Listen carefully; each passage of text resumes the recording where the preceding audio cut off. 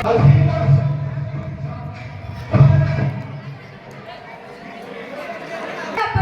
चौहान दरबार में पधारे हैं।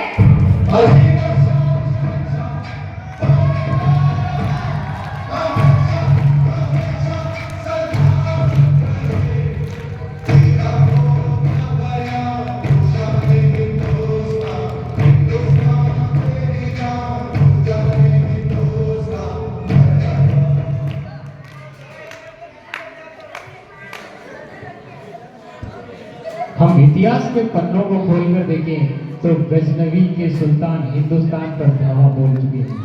भारत जो कि एक सोने की चिड़िया कहते हैं, वहाँ दिल्ली में पृथ्वीराज चौहान शासन कर रहे थे, जो वीर और युद्ध कला में माहिर थे।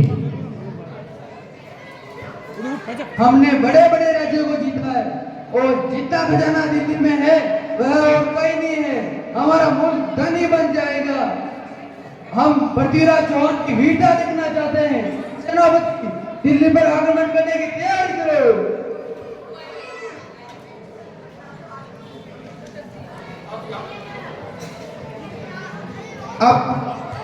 अब यहाँ दिल्ली के पृथ्वीराज चौहान को युद्ध की सूचना पहुंचती है। महाराज की जय हो, महाराज की जय हो। अभी भी सूचना मिली है कि गजनी के सुल्तान मोहम्मद गौरी दिल्ली पर आक्रमण करने की तैयारी में है। क्या ये पृथ्वीराज चौहान इतना कमजोर नहीं है कि विक्टोरी से भयभीत हो जाए? हम राजपूत है, राजपूत करने दो आक्रमण।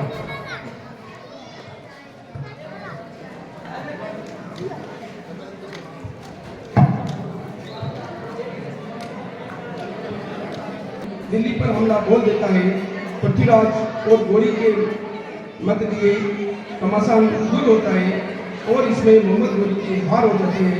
मोहम्मद गौरी बंदी बना दिया जाता है, जो पृथ्वीराज से जान की भीख मांगता है।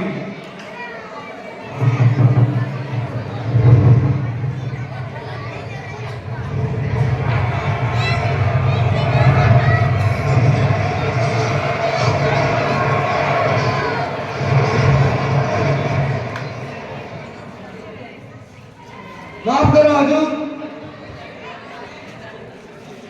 माफी चाहता हूँ हुजूर। हम क्षत्रिय हैं, हम तेरे जैसे नियत पे परवाह नहीं करते। जा, ये दिल्ली का महान शासक तुझे जीवन दान देता है, पर वचन दे कि फिर कभी दिल्ली भारतवर्ष पर आग उठाकर नहीं देखेगा। मैं वचन देता हूँ कि मैं भारत पर आग नहीं देखूंगा। हे महाराज, मैं आपका राजमंत्री और मित्र होने के नाते आपसे कहना चाहता हूँ, इस दुष्ट राजा को जीवनदान न देकर मृत्युदंड दिया जाए। सभी को एक गलती सुधारने का मौका देना चाहिए। जी महाराज। इस तरह समाधान पाकर गौरी अपने देश वापस लौट जाता है। अब वह भी अपने हार को भूलने की बजाय दिल्ली के खजाने को लूटने के लिए षड्यंत्र बनाता रहता है। पृथ्वीराज से गौरी के अलावा कई राज्य ईर्ष्या करते हैं।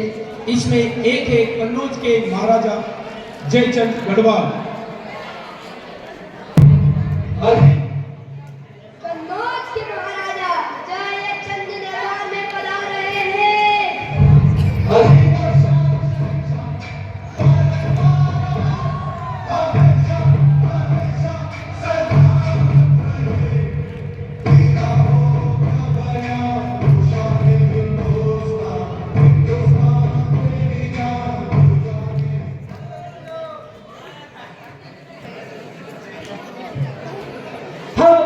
सहयोगिता का स्वयंवर करना चाहते हैं, जिसमें कि सभी राजाओं को बुलाया जाए और केवल पृथ्वीराज चौहान को नहीं बुलाया जाए। सेनापति दरबार का आयोजन करो। जब इस बात का पता सहयोगिता को चलता है और सबसे इम्पोर्टेंट बात, दिल्ली के महान शासक पृथ्वीराज चौहान को सहयोगिता द्वारा मन ही मन में अपना पति वर कर दिया जाता है। इस बात को सुनकर सहयोगिता दरबार में पहुंचती है और अपने पिताश्री से अनुरोध करती। प्रणाम पिताश्री, मैं पृथ्वीराज चौहान को अपने मन ही मन में पति मान चुकी हूँ। उनको आमंत्रित करना ही होगा। हम उस शत्रु के साथ तुम्हारा विवाह स्वीकार नहीं कर सकते। सेनापति, जाओ और जल्द से जल्द दरबार का आयोजन करो। जी महाराज। सेविका चली जाती है और दरबारी के हाथों वह पृथ्वीराज को स्वयंवर में आने का निमंत्रण पहुंचाती है। पृथ्वीराज की मूर्ति बनाकर द्वारपाल की जगह रख दो। जी महाराज।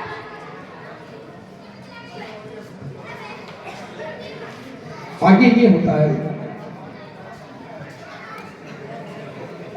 पृथ्वीराज इस दृश्य को देखकर अपमानित महसूस कर स्वयंवर में पहुंचता है। स्वयंवर में हिंदुस्तान के कई सम्राट उपस्थित होते हैं। सेविका सभी को अस्वीकार करते हुए उस प्रतिमा को माला पहनाकर जीवन साथी चुनती है। जयचंद वहां पहुंचकर अपने अपमान का बदला लेने के लिए सेविका को अपने साथी भगाकर ले जाता है।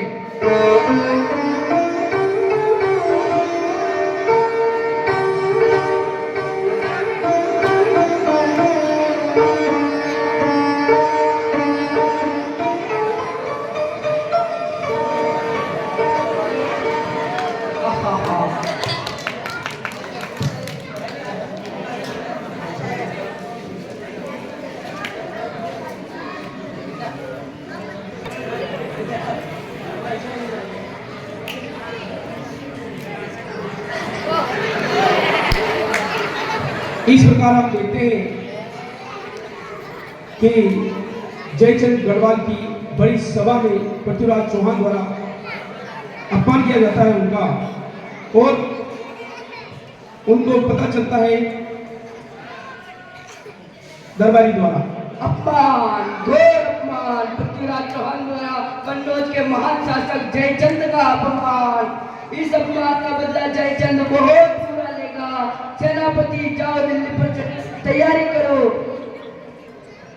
इस प्रकार हमारे सामने अपने को पता चलता है कि पृथ्वीराज चौहान के सामने दो महान सेनाओं द्वारा उसका विरोध देने के लिए तैयार है, जिसमें जयचंद गढ़वाल और गजनवी के मोहम्मद गौरी, इन दोनों के बीच में प्रतिशोध लेने के लिए संधि हो जाती है और दोनों संयुक्त सेनाओं के द्वारा पृथ्वीराज चौहान के ऊपर दावा बोल दिया जाता है।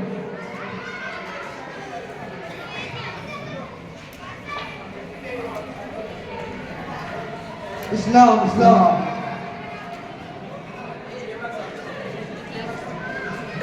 तुम्हारा भी शत्रु एक है और हमारा भी शत्रु एक है। तुम भी दिल्ली पर फतह पाना चाहते हो और हम भी अपने अपमान का बदला लेना चाहते हैं। तो क्यों ना हम अपने आपस में संधि कर कर और उस पृथ्वीराज चौहान को उसी की रणभूमि पर मार गिरा देते हैं।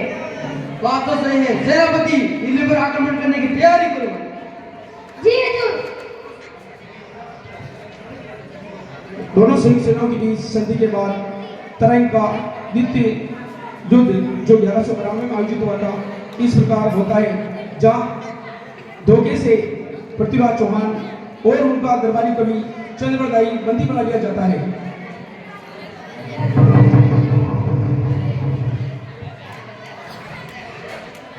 महाराज की जो अभी अपने गुप्त सूत्रों से पता चला है कि वो दोनों दुष्ट मोहम्मद गौरी और जयचंद दिल्ली पर चढ़ाई करने की तैयारी कर रहे हैं। क्या उस मोहम्मद गौरी ने जयचंद के साथ संधि कर ली? हम एक बार शत्रु को तो माफ कर सकते हैं पर देशद्रोही को नहीं कर सकते। आक्रमण की तैयारी करो।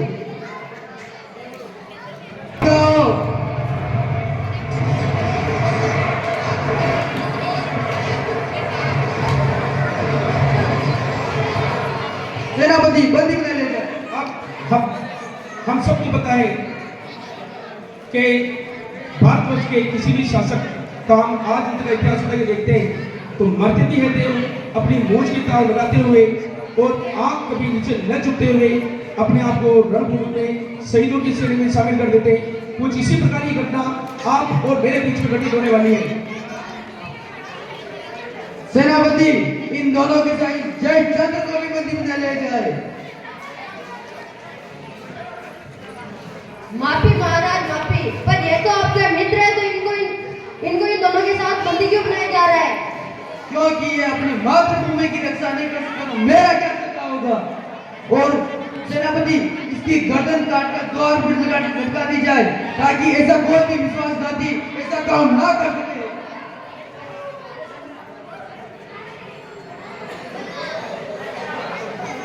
पृथ्वीराज अपनी आंखें नीची कर। क्या तू नहीं जानता गोरी कि राजपूत मरने के बाद ही अपनी आंखें नीची करते हैं? सेनापति, इसकी दोनों आंखों को लोहे के सिरे से फोड़ दी जाए और इसे बंदी गृह में डाल दिया जाए। जी हजूर।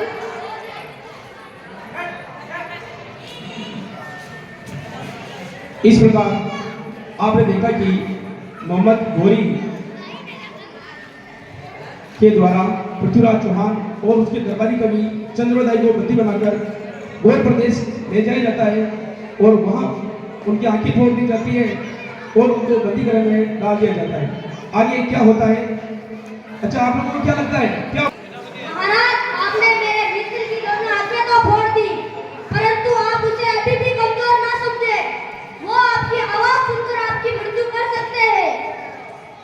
हा हा हा, क्या बोलते हो चंद्रप्रदाई? उस दुष्ट की मैंने दोनों आंखें फोड़ दिए और वो बंदी गृह में है, तो मुझे कैसे मार सकता है? सेनापति, उस दुष्ट की पिटाई का आयोजन किया जाए और उन दोनों दुष्टों को बुलाया जाए।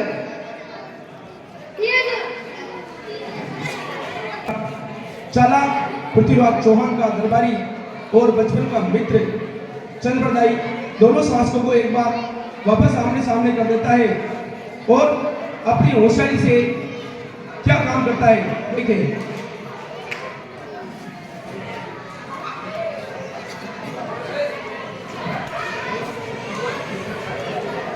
जैसा कि कहा था तुमने चंद्रप्रदाई कि ये दुष्ट मुझे शब्द विरोधी बाण से मार सकता है, तो अपने इस दुष्ट से कहो कि प्रतियोगिता का आयोजन करे।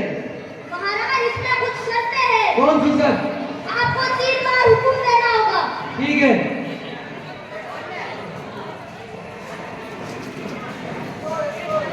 इस प्रकार चंद्रप्रदाई एक शर्त रखता है और चंद्रप्रदाई को अच्छे से ज्ञात था कि मेरा मित्र किसी ध्वनि को सुनकर उस दिशा में प्रहार कर सकता है जिससे सामने वाला शासक चकनाचूर हो जाए, अर्थात रणभूमि में ही मारा जाए। इसी प्रकार चंद्रप्रदाई अपनी समझ और होशियारी से दोनों शासकों को वापस आमने सामने करता है और एक शर्त के माध्यम से आगाज करवाता है कि आक्रमण हो। महाराज, मैं अपने शब्दों के माध्यम से मोहम्मद घोरी की यथा स्थिति बताने जा रहा हूँ। कृपया उसे सुनकर ही प्रहार करे। प्रतियोगिता का आयोजन हो, प्रतियोगिता का आयोजन हो, प्रतियोगिता का आयोजन हो। 4 मास 24 गज, अंगुर अष्ट ब्रह्मांड, ता ऊपर सुल्तान, मत पुके चौहान।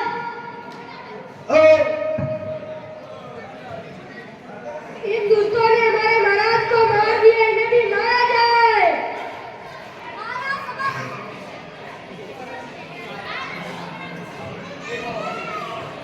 महाराज क्षमा कीजिए।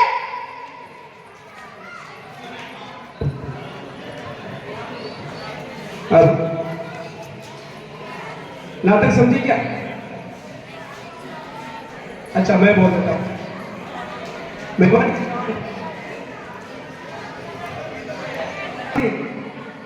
कि जय ठाकर मर जाएंगे लेकिन दुश्मनों के पीछे गर्दन नहीं झुकाएंगे। इस प्रकार दिल्ली पर शासन करने वाले पृथ्वीराज चौहान और दरबारी कवि चंद्रप्रदाई दुश्मनों के हाथों मारे नहीं गए, बल्कि उन्हीं के प्रदेश में उनको मार गिराया और अपनी होशियारी से और चालाकी से बंदी बनाए जाने के बावजूद भी गौर प्रदेश के मोहम्मद गजनी को मारा जाता है। और फिर भी वो दुश्मनों के हाथों नहीं मरते। दोनों दोस्त और मित्र आमने सामने वार करके अपने आप को मातृभूमि के हवाले कर देते। शानदार प्रदर्शन आज जोरदार था।